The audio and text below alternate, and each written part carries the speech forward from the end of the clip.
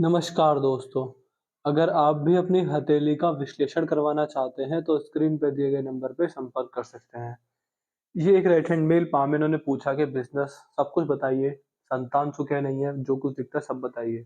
तो चलिए दोस्तों इनके पाम का एनालिसिस शुरू करते हैं। मुझे जो दिखेगा मैं सब बताने की कोशिश करता हूँ। यदि आपके हाथ में देखा जाए तो ये आपकी जीवन रेखा है। जीवन रेखा आपके हाथ में बुढ़ापे के अंदर 2 भागों में टूट चुकी है।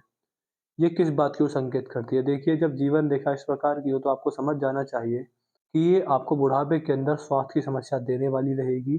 संतान सुख की ओर ये रेखा इशारा करती है। संतान द्वारा सेवा होने के योग ये रेखा बनाती है। बुढ़ापे के अंदर खासकर संतान के लायक निकलने के, संतान का आपके बराबर या आपसे ज़्यादा पैसा कमाने के योग और भी काफ़ी सारे चिन्ह। और हाँ, ट्रैवलिंग बहुत ज़्यादा होती है, यात्राएँ बहुत होती हैं। यात्राएँ में लाभ मिलता है, यात्राएँ सफलदायक सिद्ध होती हैं। ये योग यहाँ पर देखते हैं। एक नुकसान के बुढ़ापे में स्वास्थ्य समस्या और बाकी सारे फायदे। संतान सुख का एक पॉइंट यहाँ पर हम गिन सकते हैं कि संतान सुख की रेखा है यहाँ पर। यहाँ पर भी देखा जाता है कि संतान सुख की रेखा दिखती नहीं दिखती, इनको माना जाता है। देखिए पामिस्ट्री में बहुत ही वर्षों से बड़े-बड़े विद्वानों में संतान सुख के लिए कन्फ्यूजन रहा है कि संतान सुख की रेखा है कौन-सी? तो 3 स्थिति देखी जाती हैं, तो 2 स्थिति तो आपके हाथ में मौजूद है कि संतान सुख है आपके हाथ में। तीनों मिलते तो समझ जाइएगा कि संतान सुख सच में होगा ही। बाकी कुंडली से वापस पूरा देखा जाता है कि कुंडली से कि संतान सुख है नहीं, बट हाथ की रेखाओं में थोड़ा कन्फ्यूजन रहता है। इसके अलावा बाकी सब कुछ आपको बताएँगे, आगे की जीवन कैसा रहेगा, क्या समस्या है, क्या नहीं है, सब बताएँगे। अंगूठे पर आड़ी रेखाएँ व्यक्ति का लॉजिक सेंस, तर्कविद्या शक्ति मजबूत करती हैं, जैसे कि अपनी बात को लॉजिक के साथ रखने में सक्षम होते हैं। इस तरह के योग भी यहाँ पर दिखते हैं। अंगूठे का फर्स्ट फ्लैंज यहाँ पर हल्का-सा मुड़ा हुआ है, जब यहाँ पर ये फ्लैंज मुड़ा हुआ होता है तो ऐसे व्यक्ति के जीवन में समझ सकते हैं कि मित्रतापूर्ण भरा इस व्यक्ति का लोगों से रहता है। मंगल के पर आड़ी रेखाएँ, गुस्से की समस्या, संयम की कमी, धीरज ना होना, ये समस्या यहाँ पर दिखती हैं। बृहस्पति पर ये आड़ी रेखा ये गुरु वलय बनाती है, 100% पूरा प्योर एकदम बढ़िया गुरु वलय बना हुआ है। 2 से 3 फायदे मिलेंगे क्या? ऐसे व्यक्ति अगर गुप्त उद्योग में अपना करियर बनाना चाहें, वहाँ से पैसा कमाना चाहें, तो ये सपोर्ट करती है लाइन। ऐसे व्यक्ति का ध्यान गुप्त गुप्त उद्योग में जाता है, जैसे कि palmistry, astrology, face reading, hand reading, numerology, tarot, जितने भी गुप्त चीज़ें होती हैं, इनमें ध्यान जाता है। ये कल्ट साइंस की जो चीज़ होती है, इनमें व्यक्ति करियर बना सकता है। दूसरा, ये रेखा जब हाथ में होती है, तो ऐसा व्यक्ति जीवन में कभी भी दिक्कत परेशानी में नहीं पड़ता। भगवान का साथ, एक नेचर का सपोर्ट मिलता ज़रूर है। ऐसे व्यक्ति को ये बात भी समझनी चाहिए कि परमात्मा का आशीर्वाद और एक नेचर का सपोर्ट ये आपको देने वाली रहेगी। तो जीवन में कभी ऐसा कार्य मत कीजिएगा कि जिसकी वज़ह से परमात्मा का वो आशीर्वाद, वो विश्वास और समाज का आपके ऊपर विश्वास टूट जाए।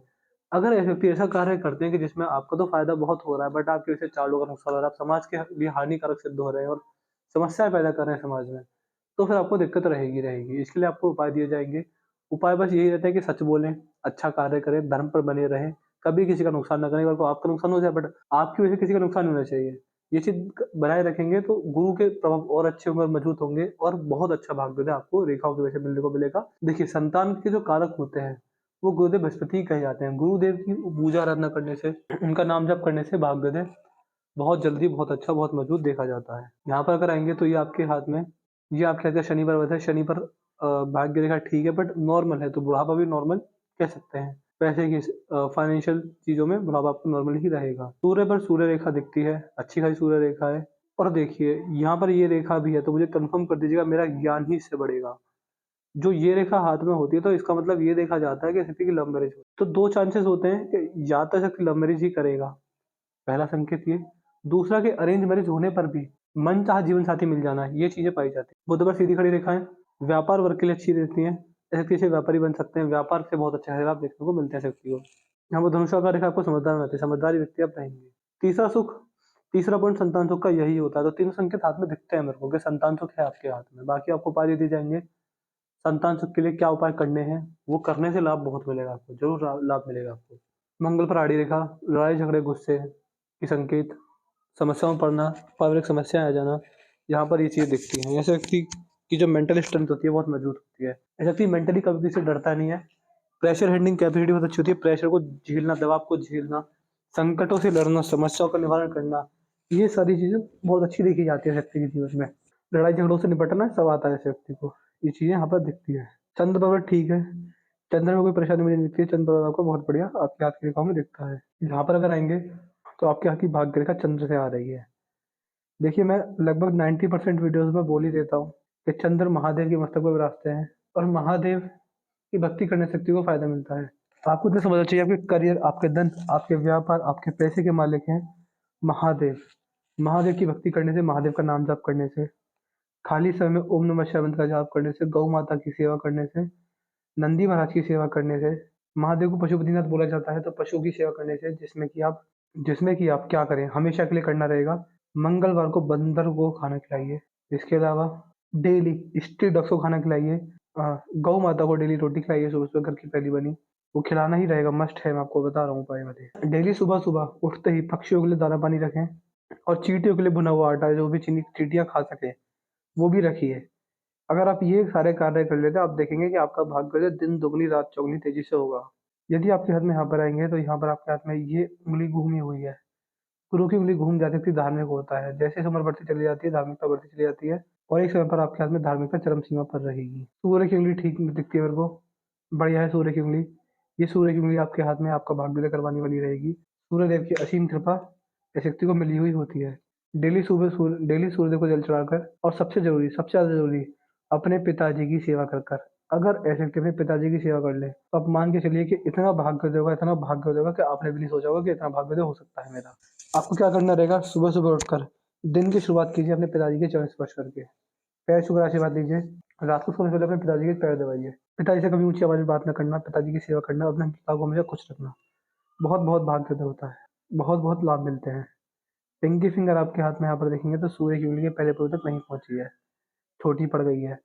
ये ऐसे व्यक्ति अच्छे मैनेजर नहीं होते, अच्छे एक समझ सकते हैं टाइम मैनेजमेंट, मनी मैनेजमेंट में दिक्कत परेशानी आ जाती है कि कितना पैसा अपने पास रखना है, कितना किसी को देना है। समय का मैनेजमेंट, यानी किस समय कहाँ जाना है, क्या करना है, टाइम मैनेजमेंट में गड़बड़ होना, मनी मैनेजमेंट में लगातार गड़बड़ होते रहना, इन्वेस्टमेंट से नुकसान खा जाना, फाइनेंस में कमी आना, ये चीज़ें होती हैं।